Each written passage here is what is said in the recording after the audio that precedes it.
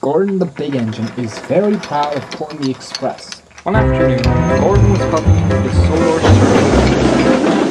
Thomas and Duck were there, pulling a heavy train of goods. They were trying to start, but the train they were pulling was very heavy, and not even Percy could pull it by himself. The train was indeed very heavy. Well, chuckled Gordon. We've got two little engines who can't even pull a heavy goods. I say, said Duck, beg pardon, Gordon, but we great Western engines always do all the work, whatever the fuss. And even if a train is heavy, it's not really that hard to ask another engine for assistance, if I say so myself. Duck is right, Gordon, said Thomas. We're just trying to do our best. But this train is very heavy. Stuff and nonsense, scolded Gordon. This train is so light for a big engine like me, not even you two can pull together. It wouldn't make an engine dignified. Here he goes again, whispered Duck to Thomas. Dignified this, dignified that, when does he stop? Just then the alarming locals came from Misty Island.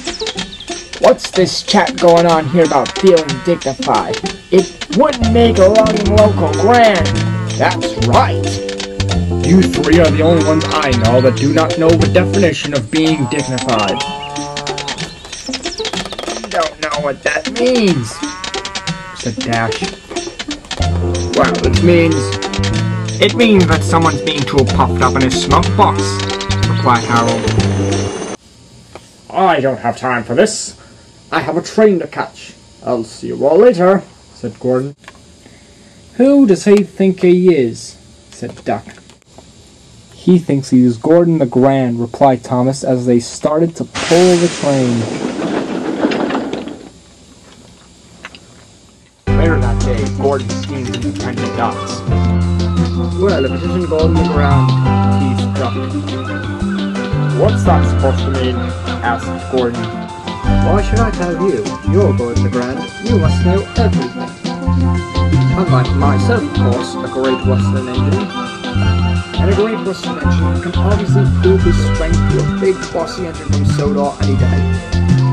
Well, I'll see to it that I am stronger than you, said Gordon. What's going on?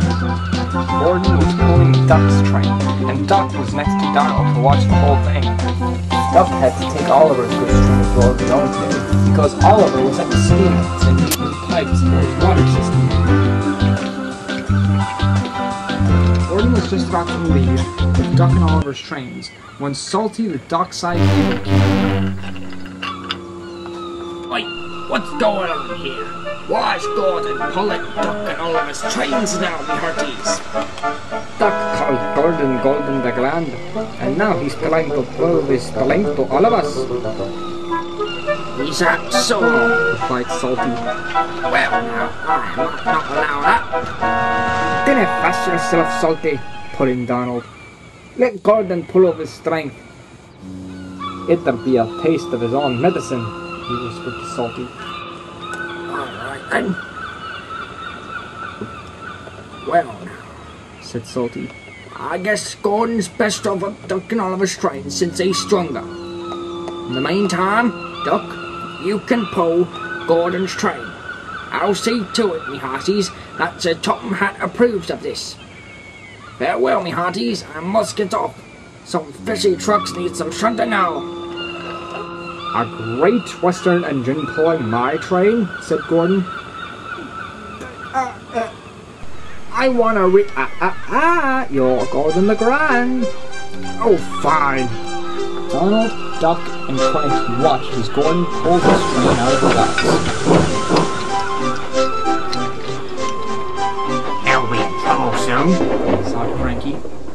Thomas, Henry, and Stanley were at Edward Station collecting passengers and shipping goods, while Gordon looked by with Duck and Oliver's trains. Isn't Edward going to help him? Asked Henry. No, replied Stanley. Wait and see who's going to help him, replied Thomas. Cranky was right. Gordon was in trouble. He got into trouble when he reached Gordon's Hill. He stopped. The train was too heavy, and to make matters worse, he ran out of water. "Oh no," sighed Gordon. "How could I ever do something like this? It's away from mainland, and I have no engines to help me. What to do?"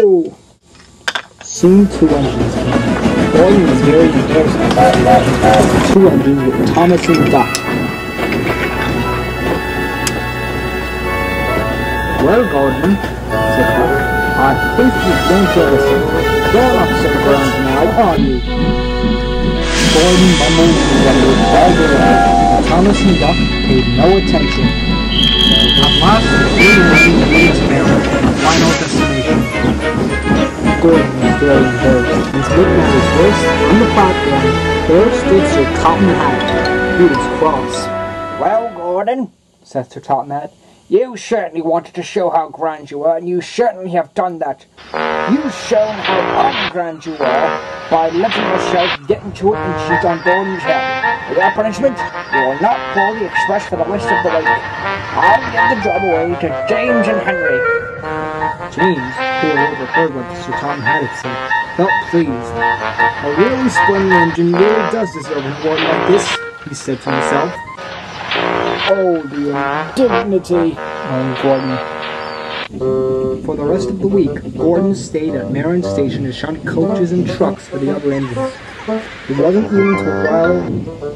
even allowed to leave the station once, and had to watch James and Henry puff by with the express. I think Gordon deserved his punishment. Don't you?